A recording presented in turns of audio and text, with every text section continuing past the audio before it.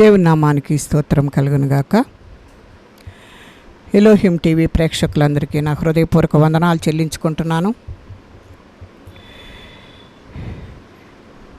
ఈరోజు మన ధ్యాన భాగంగా పరంగీతములు 1వ అధ్యాయము 15వ వచనాన్ని జ్ఞాపకం చేసుకుందాం.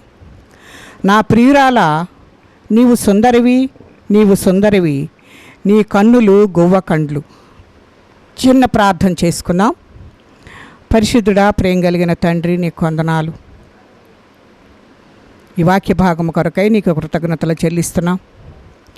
ఈ వాక్య భాగంలోని ప్రభా అంశములను మేము నాయన ధ్యానిస్తూ ఉండగా కావలసిన జ్ఞానమును దయచేయండి. జ్ఞానమును, ప్రత్యక్షత గల ఆత్మను మీరు దయచేయండి. వాక్య ప్రత్యక్షతను మీరు దయచేయండి ప్రభా. జ్ఞానమును, తెలివిని మీరు దయచేయండి. వినువారి హృదయములు నాయన తెరచి నాయన ఈ వాక్యమును ప్రభా వారు అంగీకరించుటకు నాయన కావలసిన కృపను మీరు విడుదల చేయండి.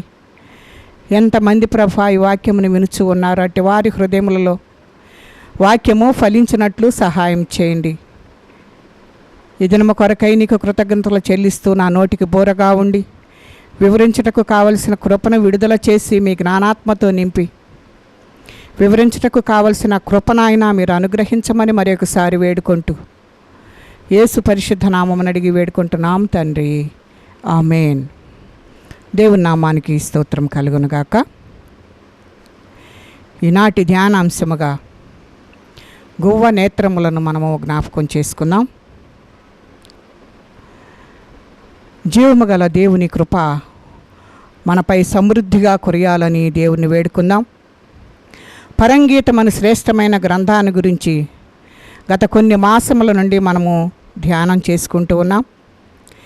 ఈ గ్రంథంలో 8 అధ్యాయాలు మాత్రమే ఉన్నట్లుగా మనం చూస్తూ ఉన్నాం. కానీ 8 అధ్యాయాలు మనకు నేర్పే ఆధ్యాత్మికమైన సత్యాలు కోకొల్లలుగా మనకు దొరుకుతున్నట్లుగా మనం చూస్తూ ఉన్నాం. అక్రమము విస్తరించుట చేత అనేకుల ప్రేమ చల్లారును అని మత్తయి సువార్త 24:12 వచనంలో వ్రాయబడిన ప్రకారంగా ఈ మాటలు ప్రభు అయిన యేసుక్రీస్తే సెలవిచ్చినట్లుగా మనం చూస్తూ ఉన్నాం.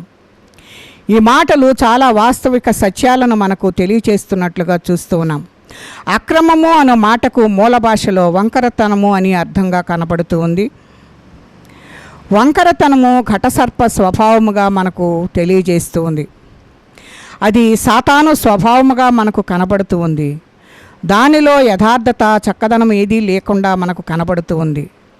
సర్ప స్వభావము ఆది దంపతులైన ఆదాము హవ్వలలో ప్రాకి ఆనాటి నుండి ఈనాటి వరకు సకల జనాంగములలో ప్రబలిపోయినట్లుగా మనం చూస్తూ ఉన్నాం. అందుచేత మానవుల తలంపులు, మానవుని మాటలు, మానవుని క్రియలు ఎక్కడ చూచినా వంకరతనముతోనే ఉన్నట్లుగా మనం చూస్తూ ఉన్నాం. ఎక్కడ కూడా మానవునిలో యథార్థత కానీ చక్కందనం కానీ మనం చూచుటలేదు. కనుక మనము జ్ఞాపకం చేసుకోవాల్సింది ఏంటి అనంటే, మానవ జీవితమునకు మనము బహుదూరం అయిపోయినట్లుగా, దేవునితో సంబంధం లేకుండా పోయినట్లుగా మనము చూస్తూ ఉన్నాం. వంకరతనము లేక అక్రమమును మనము జ్ఞాపకం చేసుకుంటే, అక్రమము విస్తరించి ప్రభుని ప్రజలలో ప్రేమ చల్లారిపోయిన ఈ దినాలలో పరమగీతమును మనము ధ్యానించటము ఎంతో శ్రేష్టముగా మనకు కనబడుతూ ఉంది. దీని స్వరాన్ని మనము జ్ఞాపకం చేసుకుంటే ఈ దినాలలో అవసరమైనంతగా ఇదివరకు ఎన్నడూ కూడా దీని అవసరత వచ్చి ఉండలేదు. కనుక పరమగీతములు 1వ అధ్యాయము 14 వచనాలను గురించి మనము ఇదివరకే ధ్యానం చేశాము. ఈ దినము 15వ వచనాన్ని గురించి మనం ధ్యానం చేద్దాం. పరమగీతములు 1వ అధ్యాయము 15వ వచనములో, నా ప్రియురాల, నీవు సుందరివి, నీవు సుందరివి, నీ కన్నులు గువ్వ కండ్లు అని వ్రాయబడి ఉంది. ఈ మాటలను సంఘవధువును గురించి ప్రభువు పలికిన మాటలుగా మనకు కనబడుతూ ఉన్నాయి. ఆదినరుడైన ఆదాము నుండి వచ్చిన హవ్వ ఆదామునకు ప్రియురాలైనట్లుగా క్రీస్తు ప్రభువు నుండి వచ్చిన సంఘము యేసుక్రీస్తుకు ప్రియురాలుగా ఉన్నట్లుగా మనము చూస్తూ ఉన్నాం. అందుచేత ప్రభువు తన సంఘమును ప్రియురాల అని సంబోధిస్తున్నట్లుగా ఇక్కడ వాక్య భాగంలో మనము చూస్తూ ఉన్నాం. అంతేకాక నీవు సుందరివి, నీవు సుందరివి అని అంటూ ఉన్నారు. ప్రపంచంలోని పలు విధమైన పుష్పజాలములకు అలంకారములుగా ప్రసాదించిన ఆ సౌందర్యశాలి, మరి గొంగళి పురుగును సీతాకోక చిలుకగా మార్చివేయుచున్న ఆ శాస్త్రవేత్త, ఇంద్రధనుస్సులో 7 చల్లని ఛాయలను చిత్రించిన ఆ చిత్రకారుడైన యేసు, సూర్యచంద్ర నక్షత్రాదులను ఆకాశ విశాలంపై చిలకరించిన ఆ ప్రభు అయిన యేసుక్రీస్తును మనము జ్ఞాపకం చేసుకోవాలి. విశాల ఆకాశమును తెరగా విసిరిన ఆ విజ్ఞాన సంపన్నుడును మనము జ్ఞాపకం చేసుకోవాలి.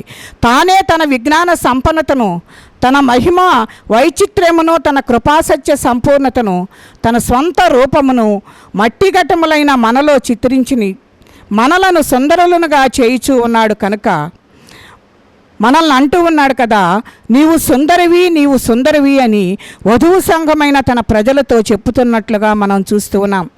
ఒకసారి పలికిన దానికన్నా రెండవసారి సుందరి అని పలికినప్పుడు సంఘమునకు ఎంతో ఎక్కువ సౌందర్యము కలదని మనము ఆ భావాన్ని మనము తెలుసుకోవాలి. ఈ సౌందర్యము ఇహపరములకు చెందిన సౌందర్యము అనగా ఆ ప్రభుని ప్రజలు ఈ లోకములో ఆయా శ్రమల గుండా వెళుతూ ఉన్న ప్రభు దృష్టిలో వారు సుందరులుగా కనపడుతున్నట్లుగా చూస్తూ ఉన్నాం.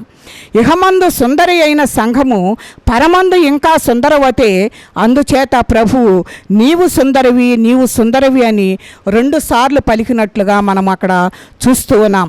కనుక 2 సార్లు పలికారు అని అంటే దానికి గూఢార్థము ఉంటుందని మనము అర్థం చేసుకోవాలి. కనుక దేవుడు అంటున్నాడు కదా, నీవు నా ప్రియురాలవు అని చెప్పేసి, నీవు సుందరవి అని చెప్పేసి దేవుని యొక్క వాక్యము మనకు ఇక్కడ హెచ్చరిక చేస్తూ ఉంది. కనుక గువ్వను మనము జ్ఞాపకం చేసుకున్నట్లయితే నీ నేత్రములు గువ్వ నేత్రములు అని ఇక్కడ వాక్య భాగములో మనము చూస్తూ ఉన్నాం. అనగా వధువు సంఘం యొక్క నేత్రములు గువ్వ నేత్రముల వలె ఉన్నవని అర్థం.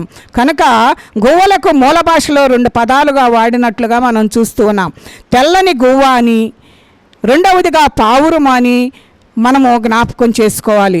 గువ్వ, పావురము ఒకే జాతికి చెందిన పక్షులు కనుక ఆకాశ పక్షులలో గువ్వ నేత్రములు బహు చక్కనివి, అవి నిర్మలమైనవి అని, శాంతము గలవైనవని, సౌజన్యము సాత్వికము కలవైనవని వాటి చూపులలో ఉట్టిపడుతూ ఉన్నట్లుగా మనము చూస్తూ ఉంటాం.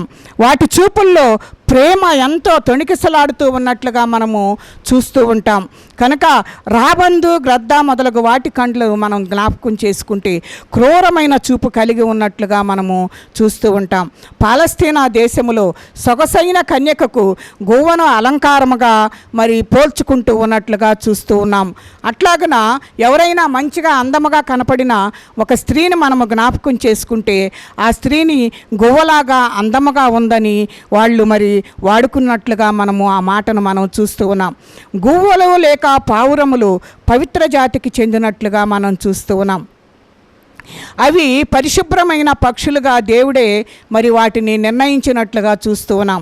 శవములు, కుళ్ళు, మురికి వాటికి అసహ్యములుగా కనపడుతున్నట్లుగా చూస్తూ ఉన్నాం. అవి పరిశుభ్రమైన స్థలముల యందు మాత్రమే ఉండటానికి ఇష్టపడుతూ ఉంటాయి. ప్రాచీన నిబంధనలో దేవుడు వాటిని పవిత్ర పక్షులుగా అంగీకరించారు. మరి ఆదికాండము 8లో మనం జ్ఞాపకం చేసుకుంటే జలప్రళయమును గురించి వ్రాయబడి ఉంది. నోవహు ఓడ నుండి వెలుపలికి రాకముందు భూమి మీద జలప్రళయ నీరు ఇంకినదో లేదో అని తెలుసుకున్నటకై ఒక పావురాన్ని ఓడ వెలుపలకు విడిచినప్పుడు దానికి అరికాలు నిలుపుటకు కూడా చోటు లేనందున అది తిరిగి నోవహు దగ్గరకు ఓడలోనికి వచ్చినట్లుగా మనము జ్ఞాపకం చేసుకోవాలి. ఎందుకంటే నోవహు ఎంతో దేవుని యందు భయభక్తులు కలిగి దేవుని చెప్పిన మాటకు లోబడి జలప్రళయం ఇక 40 దినములలో రాబోతుంది అని చెప్పినప్పుడు ఆ జలప్రళయాన్ని మరి దానిలో నుంచి తప్పించుకోవటానికి మరి అందరిని కూడా రమ్మనమని ఎన్నో సంవత్సరాల నుంచి మరి ఆయన సువార్త చెప్పుతూ ఆ ఓడను తయారు చేస్తూ ఉన్నాడు. ఆ సమయం వచ్చినప్పుడు దేవుడు నోవాహు చెప్పినప్పుడు దేవుడు చెప్పిన దానికి ఆయన అంగీకరించి అన్ని పక్షి జాతులను మరి అన్నిటినీ కూడాను మరి ఆ ఓడలో ప్రవేశమునకు మరి దేవుడు అనుమతించాడు కనుక అనుమతించినవి మొత్తము కూడా ఆ ఓడలో ప్రవేశించినట్లుగా చూస్తూ ఉన్నాం. వాటితో పాటు నోవహు కుటుంబం వరకు మాత్రమే మరి దేవుడు మరి చెప్పినట్లుగా ఆ ఓడలో ప్రవేశించినట్లుగా మనం చూస్తూ ఉన్నాం. అలాగన వారు ప్రయాణము చేసి ఆ జలప్రలయం ఆగిపోయిన తర్వాత ఆ జలప్రలయమును మరి ఎలాగ ఉందో చూడటానికి దేవుడు ఆ కిటికీ తలుపులన్నిటిని కూడా వేసి ఉంచాడు కనుక ఆ తలుపులు తీయటానికి వీలు లేదు కనుక ఆ కిటికీలో నుంచి మరి ఒక తెల్లని పావురాన్ని బయటకు వదిలినట్లుగా మనం చూస్తూ ఉన్నాం. ఆ పావురం చేసిన పని ఏంటి అని అంటే అక్కడ అంతా కూడాను నీరు మరి ఉండి తను కాలు మోపటానికి అక్కడ స్థలము లేకుండా ఉంది. అదంతా కూడా అపరిశుభ్రంగా ఉంది కనుక అక్కడ కాలు నిలుపుటకు మరి దానికి యోగ్యత లేదుగా కనబడుతూ ఉంది కనుక అది మరి మరలా నోవహు దగ్గరకు వచ్చినట్లుగా మనము చూస్తూ ఉన్నాం. అరికాలు నిలుపుటకు కూడా చోటు లేనందున అది తిరిగి నోవహు దగ్గరకు ఓడలోనికి వచ్చిందని చెప్పేసి దేవుని యొక్క వాక్యము మనకు హెచ్చరిక చేస్తుంది. మరలా 7 దినములైన తర్వాత నోవహు తిరిగి ఆ పావురాన్ని ఓడ వెలుపలికి పంపగా అది ఒలీవ చెట్టు ఆకును తుంచుకొని తన నోట ఉంచుకొని తిరిగి ఓడలోనికి వచ్చినట్లుగా మనము చూస్తూ ఉన్నాం. కనుక మరలా తనకి ఏదైతే మరి మరలా పంపించినప్పుడు మరి అక్కడ కొంత నీరు తగ్గిన తర్వాత ఒలీవ చెట్లు చిగురించి ఉండటం చూసి కొంత నీరు తగ్గినదన్న సూచనగా ఆ ఒలీవ ఆకును తుంచుకుని వచ్చి మరలా ఆ ఓడలోనికి ప్రవేశించినట్లుగా మనము చూస్తూ ఉన్నాం. అంతకుముందు నోవహు ఒక కాకిని ఓడ వెలుపలకు విడువగా అది తిరిగి నోవహు ఓడలోనికి రాలేదు. కారణం ఏంటి అని అంటే జలప్రలయం వల్ల సమస్త జీవరాశులు నాశనమైపోయి ఉండగా ఆ చచ్చిన కళేబరములపై వ్రాలి తన్ను కాపాడిన ఓడను మర్చిపోయింది. ఓడలోని నోవహును కూడా పూర్తిగా మర్చిపోయినట్లుగా చూస్తూ ఉన్నాం. ఇది ఎంత విచారకరమైనది. అలాగే ఈ దినాల్లో రక్షణ ఓడను మరిచి రక్షకుని కూడా మర్చిపోతూ ఉన్నాం. చచ్చిన కళేబరములతో తృప్తి చెంది ఆశించుచూ ఉన్నాం. ఎంతోమంది మనల్ని ఇట్లాంటి పరిస్థితులు కలిగిన వారిని ఎంతోమందిని ఈ లోకంలో మనము చూస్తూ ఉన్నాం. కాకి కన్నా నీచమైన వాటి మీద, కుళ్ళిన పదార్థముల మీద, అనగా వ్యర్థమైన వాటి యందు, అసహ్యమైన వాటి యందు, నీచమైన వాటి యందు మనస్సు ఉంచి ఆ చెడుగులో లీనమైన పోయినవారు ఈ లోకంలో ఎందరో ఉన్నట్లుగా మనము జ్ఞాపకం చేసుకోవాలి. ఎందుకనంటే చిన్న కుమారుని కూడా మనము జ్ఞాపకం చేసుకుంటే వ్యర్థమైన వాటి వైపు తన మనస్సు నిలిపి తను వెళ్ళరాని స్థలానికి వెళ్ళాడు, పందులున్న చోటకు వెళ్ళాడు. ఎందుకంటే అక్కడికి వెళ్ళి ఆ పందులు తినే పొట్టుతో తన కడుపు నింపుకోవాలని ఎంతగానో ఆశపడ్డాడు. ఎందుకంటే ఈ లోకంలో ఉన్నదంతయు మరి నేత్రాశగా మనకు కనబడుతూ ఉంది, జయోపడంబముగా మనకు కనబడుతూ ఉంది కనుక నేత్రాశకు లోనై తను తండ్రిని విడిచి బయటకు వెళ్ళిపోయినట్లుగా మనం చూస్తూ ఉన్నాం. మనము కూడా మరి నోవహును మనము జ్ఞాపకం చేసుకుంటే రక్షించబడినట్లుగా రక్షించే వారిగా మనకు కనబడుతూ ఉన్నాడు. ఆ వాడలోనికి వాటన్నిటినీ తీసుకొని వచ్చి వాటన్నిటినీ రక్షించినట్లుగా మనము చూస్తూ ఉన్నాం. దేవుడు చెప్పిన దాన్ని నోవహు చేసినట్లుగా మనం చూస్తూ ఉన్నాం. నోవహు చేసిన ఆ పనిని మరి జ్ఞాపకం ఉంచుకున్న ఆ పావురము తిరిగి మరి తను రక్షించిన ఆ ఓడ దగ్గరికి రక్షకుడైన మరి నోవహు దగ్గరకు కూడా మరి ఆకును తీసుకుని వచ్చినట్లుగా మనం చూస్తూ ఉన్నాం. ఈ కాకి అయితే తను అటు ఇటు తిరుగుతూ మరి వ్యర్థమైన వాటిలో మరి కూరుకుని పోయింది. ఎందుకంటే ఆ శవముల పైన ఉన్న వాటిని తింటూ అటు ఇటు తిరుగుతూ నన్ను రక్షించింది మరి నేను ఈ ఓడలో ఉండబట్టి నేను మరి క్షేమంగా ఉన్నాను, నన్ను రక్షించుటకు నోవహు నన్ను ఈ రీతిగా ఓడలోనికి ప్రవేశపెట్టాడు అన్న దానిని మర్చిపోయి ఆ కాకి ఏం చేసిందంటే మరలా ఓడలోనికి రాకుండా ఆ చెడుగులో లీనమైపోయినట్లుగా మనం చూస్తూ ఉన్నాం. కనుక కొందరి నేత్రములు కాకి నేత్రములుగా ఉన్నవి. అవి పాపమున మానలేని నేత్రములు కానీ ప్రభువును ప్రేమించిన మరి విశ్వాసులకు ప్రభువును వెంబడించు వారి నేత్రములు ఎట్లా ఉన్నాయి అంటే పాపమును అసహించుకుని నేత్రములుగా మనకు కనబడుతున్నాయి. అట్టి నేత్రములు గువ్వ నేత్రములని ప్రభువు పలుకుచున్నట్లుగా మనము చూస్తూ ఉన్నాం. మనము జీవిస్తున్న ఈ లోక జీవిత విధానంలో మన జీవితం ఎలాగున్నదో మనం ఒకసారి జ్ఞాపకం చేసుకోవాలి. మన కన్నులు కాకి కన్నులుగా ఉన్నవా, పావురపు కన్నులుగా ఉన్నవా మనం ఒకసారి జ్ఞాపకం చేసుకోవాలి. కాకిలాగా గనక నీ ఉంటే ఆ సచ్చిన కళేబరముల వైపు ఆసక్తి చూపిస్తూ వ్యర్థమైన వాటి వైపు నీ మనస్సు నిలుపుకుంటావు. గువ్వనేత్రముల వలె గనక నీ కన్నులు పావురములాగా గనక నీ ఉంటే వ్యర్థమైన వాటిని విడిచిపెట్టి దేవుని రక్షకుడని గుర్తించి దేవుని యొద్దకు నువ్వు రావటానికి అవకాశము దొరుకుతుంది అని చెప్పేసి దేవుని యొక్క వాక్యము మనకు హెచ్చరిక చేస్తున్నట్లుగా మనము చూస్తూ ఉన్నాం.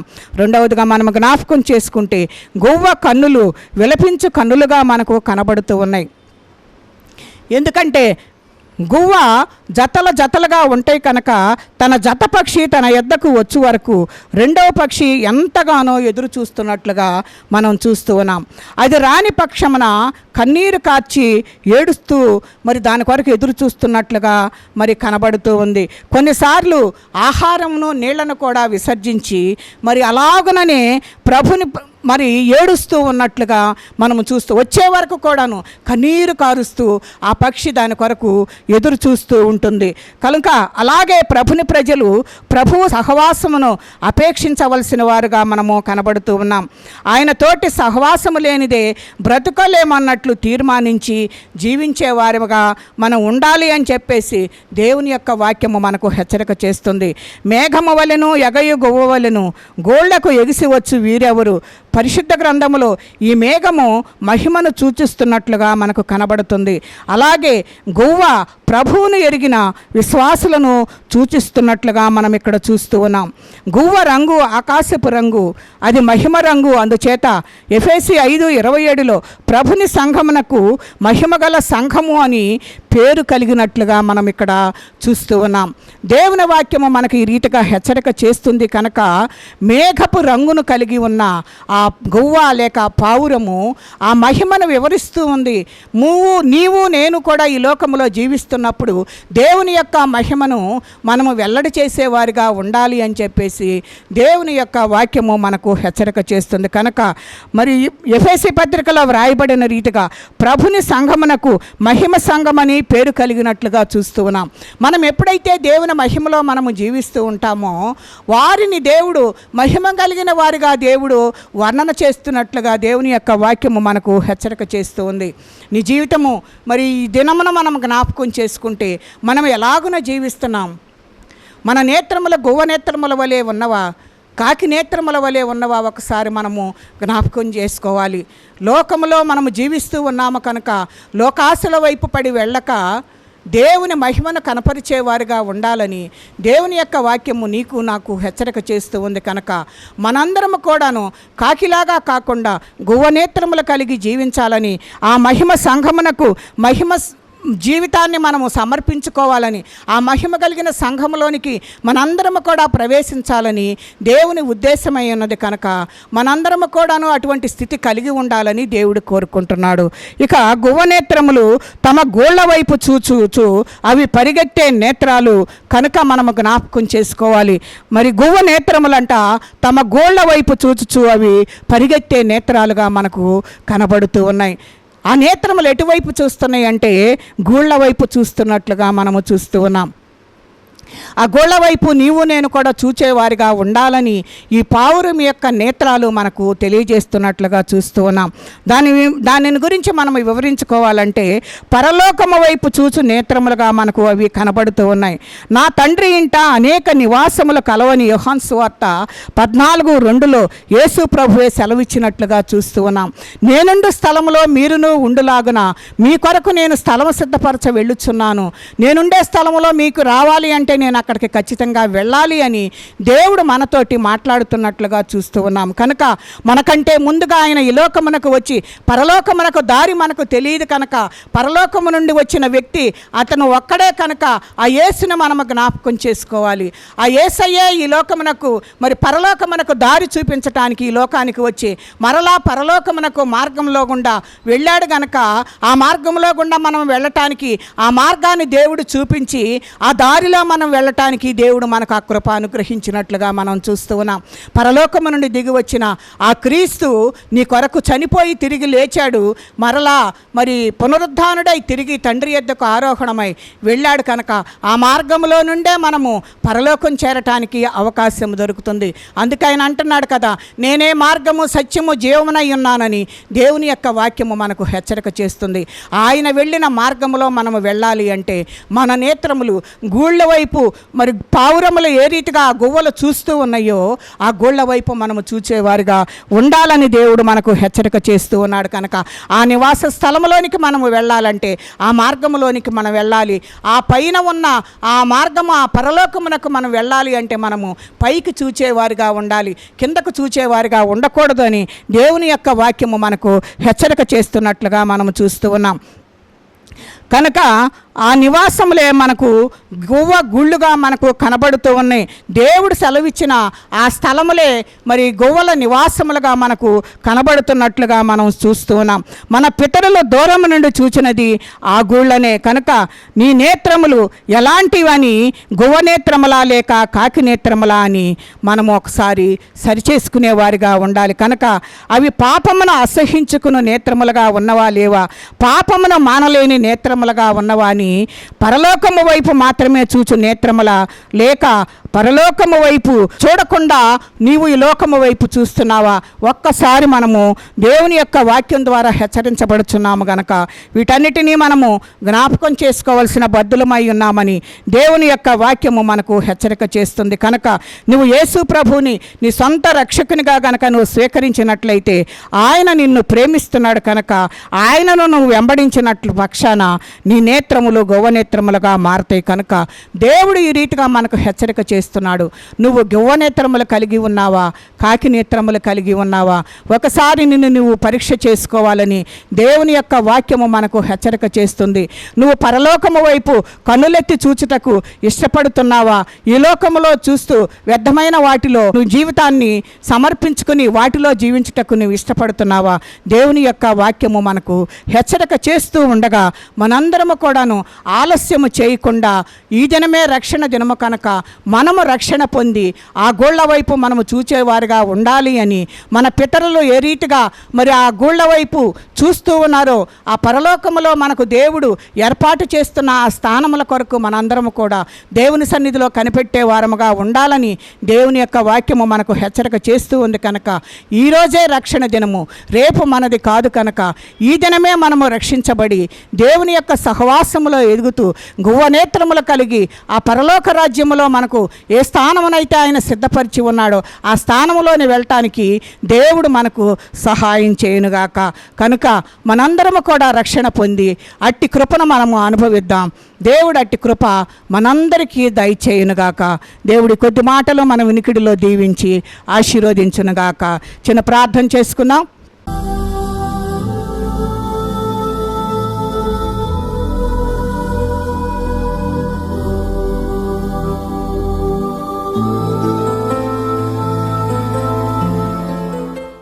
పరిశుద్ధుడా, ప్రేమ కలిగిన తండ్రి, నీ కొందనాలు. ఇంతవరకు నాయన నీ ఉచితమైన కృపను బట్టి కాచి కాపాడి సజీవులున్న దేశంలో ఉంచారు. ఈ దినము కొరకై నీకు కృతజ్ఞతలు చెల్లిస్తున్నాను నాయన. ఈ దినమందు ఈ వాక్యము ద్వారా ప్రభువా మేము ఏ స్థితిలో ఉన్నామో, కాకిలాగా ఉన్నామా, పావురములాగా ఉన్నామా, మా కన్నులు ఏటివైపు చూస్తున్నాయో మమ్మలను మేము సరిచేసుకుంటకు నాయన మీరు ఈ వాక్య భాగం ద్వారా మాట్లాడారు ప్రభువా, నీకు స్తోత్రాలు. అట్టి స్థితిని మేము కలిగి ఉండుటకు కావలసిన కృపను మీరు దయచేయండి ప్రభువా. నీ నామ మహిమార్థము అటువంటి జీవితమును జీవించుటకు కావలసిన కృపను మీరు దయచేయండి ప్రభువా. మేము గువ్వనేత్రములు కలిగి నీ వైపు చూచేవారిగా ఉండునట్లు నాయన మమ్ములను, మా కుటుంబాలను, మా సంఘాలను తీర్చిదిద్ది నీ నామ మహిమార్థము నాయన అట్టి స్థితి కలిగిన కన్నులను మాకు దయచేసి మా మనోనేత్రములను తెరిచి నీ చూచేవారిగా ఉండునట్లు సహాయము దయచేసి నీ రాజ్య వారసులుగా మమ్మల్ని అందరినీ చేయమని యేసు పరిశుద్ధ నామమును అడిగి వేడుకుంటున్నాం తండ్రి. ఆమేన్.